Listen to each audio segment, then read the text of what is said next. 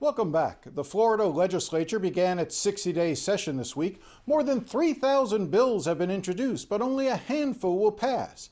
As the week came to a close, I spoke to Republican State Senator Ileana Garcia. One of the more controversial bills would ban abortions after 15 weeks, even in the cases of rape and incest. I began by asking if she supported the bill. There are a lot of issues moving forward with regard to that bill. Obviously, I am pro-life, Jim.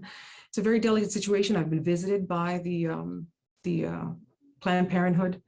If you ask me, it's the how could I say it in a delicate manner? Because it's always a very passionate situation. The majority of the rape cases, they're perhaps 1%. And what I ask people is, though, for those people who did survive, who were born out of a unfortunate rape situation, are those people second-class citizens because the parent decided to have the child even though it was within a rape situation or a human trafficking situation? I'm one of those people that I would love to be able to advocate for more education with regards on not getting pregnant, or advocate to pharma to make better birth control. But with regards to this bill in specific, I think that we're trying to do our best to salvage what we like to call life, and just putting some guardrails in place so that it doesn't turn into a birth control and not just an issue where someone, given a certain criteria or situation like a life-threatening situation, have that as an alternative. Are you under the impression that women who seek abortions do it as a form of birth control rather than necessity that they sort of see? I mean, in other words, I don't want your words to be taken out of context. So I want you to elaborate a little bit more, because the notion of women using abortions as a form of birth control is not something that a lot of people would tend to agree with. I appreciate the opportunity to rectify that. And yes, there have been cases of people that don't know any better and unfortunately have that as an alternative. And there are others that confront themselves with a situation where they can't handle, and they decide to make that decision. Sometimes we find ourselves in a perilous situation, and they think that that's what the rest of their life is going to be like. And it is not. Having a child as a single parent is not an easy situation, but it's something that you work through, and it's part of the learning process. It's called life, and it's a journey. And like I said, I would love to be able to be part of that opportunity to educate people with regards to what would be right and what would be wrong, and sort of put guardrails on people or situations that are done recklessly. And I want to go back as well to your previous answer with regard to rape and incest, because again, I want you to be very clear. Are you saying that you believe that a victim of rape or incest or human trafficking who ends up having a child should be required to carry that child to term? I think that is something that they should definitely consider, because once again, if a child is born out of that unfortunate situation, they are in no way, shape, or form a second-class citizen. So the opportunity to give them life is something that I would definitely defend. But again, I don't think anybody suggests that a child born out of rape is a second-class citizen. It's more of the trauma to the woman who has been subjected to rape or incest, having to carry that child, that fetus, all the way to term. You know, that has a profound psychological trauma as well, wouldn't it?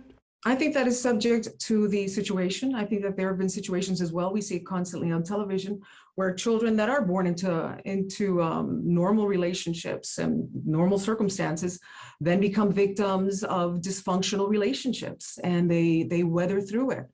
You know, so once again, you know, my stance, if you ask me what my stance is, Jim, I am very much a pro-life person. So let me just ask it plainly. Do you believe that abortion should be outlawed even in cases of rape and incest? I think that is something that definitely needs to be considered. I am pro-life, so I can't tell you otherwise, Jim. Okay. I'm pro-life. Right. Let's move on. There are lots of bills pending in the legislature. I know that one of the priorities for you is boating safety. You represent a coastal area. We've seen, I mean, there's a long history of boating-related accidents, including with party vessels, charter vessels. I know that this is an area of priority for you. Talk a little bit about what you're proposing this year. I'll do that quickly. So we've all seen a huge uptick in activity, maritime activity. When the lockdowns came in, everything moved out onto the water, and then there were really no regulations or rules on the water. And we've also been very outnumbered. So we've seen that the sex boats, the drug boats, just the party boats in general, just come in and terrorize our waterways. People who respectfully have their piers and their boats and enjoy the enthusiasts. And they've been taken over by people who have come in from out of town that perhaps don't have the same support or respect for it. So at the current situation, we are regulated by federal laws, which give these people an opportunity to do all of this. It's called the Bareboat Act. What we want to do is come in and close some of those loopholes so that we have protections for people who live on the waterways, who, like myself and like you, want to continue to conserve, save the manatees, make sure that we continue to work with the things that we need to work with in the environment, and sort of hunker down on a lot of loopholes that have not been updated. A number of the bills in the legislature this year seem to have a bit of red meat to them for conservative voters, including a bill now known as, I think, the Stop Woke Act, which would prevent so-called critical race theory from being taught in schools or even being, part of seminars in private businesses. Do you support that bill that the governor is proposing? Yes, I do. I think that there are so many other things that we need to address. I think that the children need to be more nurtured on other issues like financial literacy. We see, especially after COVID, a lot of children having issues with anxiety and these minor dysfunctions. I think those are the issues that we need to be addressing and not just adding more fire to the situation. And I think that those critical race theories, they just add more gasoline to the fire versus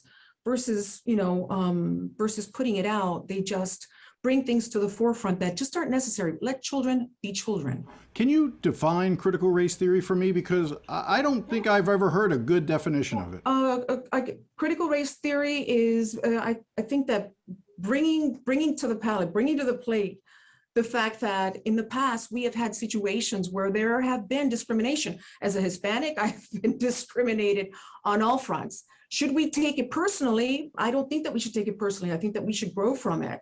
And I think that is exactly what should be taught and nurtured in the education system, that we will confront obstacles and difficult situations due to xenophobia. I like to refer to it as xenophobia.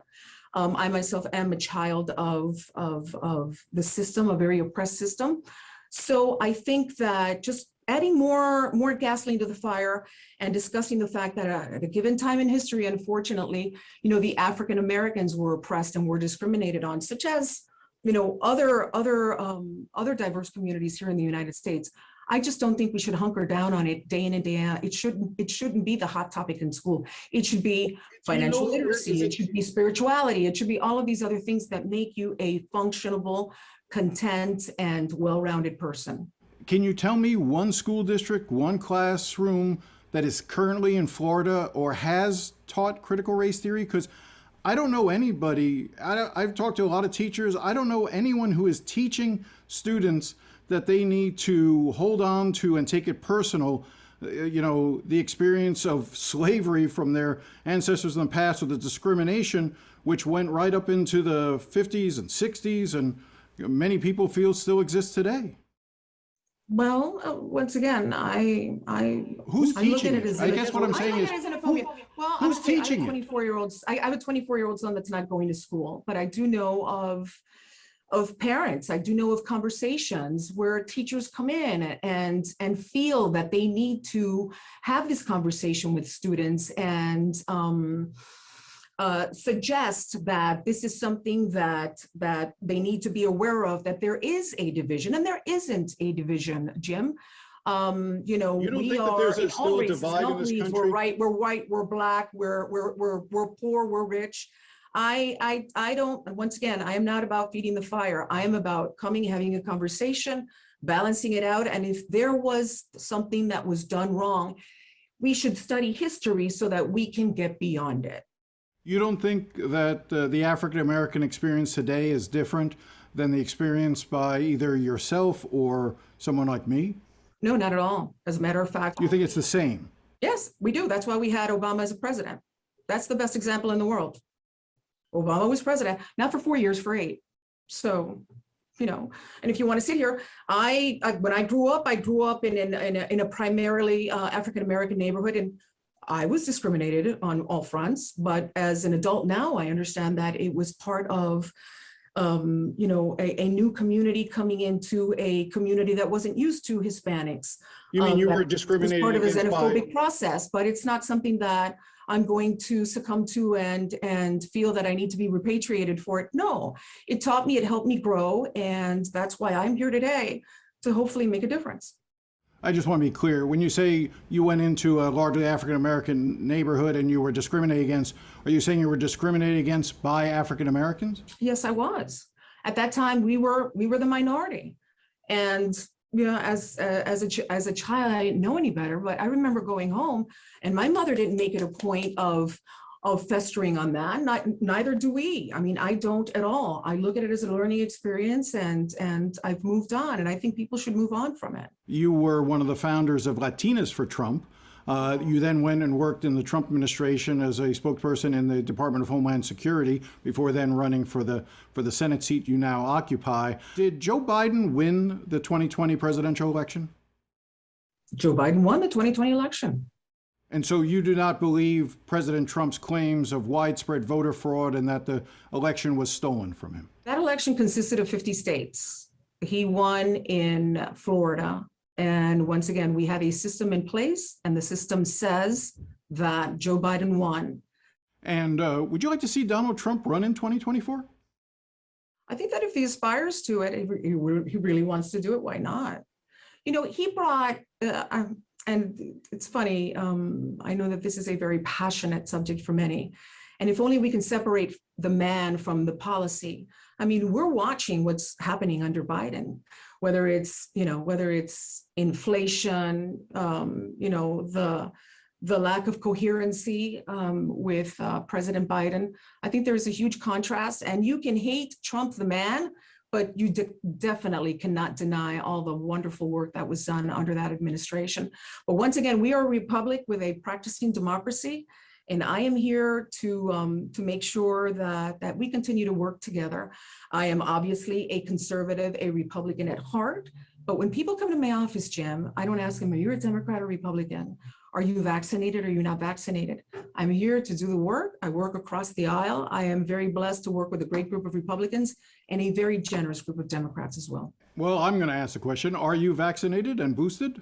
I don't think that that's a subject that everybody should be talking about. I just stay away from that subject because it just brings about a situation where people stop talking to each other, and that doesn't resolve anything. Sure. Just to be clear, you do not want to say whether or not you've received the vaccine. No, I don't think that's a conversation that we should continue to have. We'll be right back.